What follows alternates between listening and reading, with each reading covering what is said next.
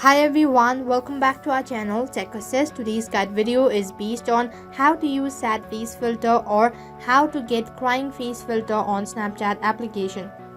Now before we start, make sure that you've updated your Snapchat application to the latest version and also make sure that you're well connected with your internet service. So in this video, I'm going to show you how to get crying face filter or how to find crying face filter. So what you have to do is open your Snapchat application.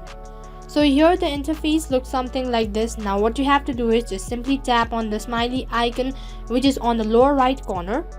Right at the bottom there you can see a list of different options. Now from here what you have to do is just simply tap on the explore button which is right in the corner.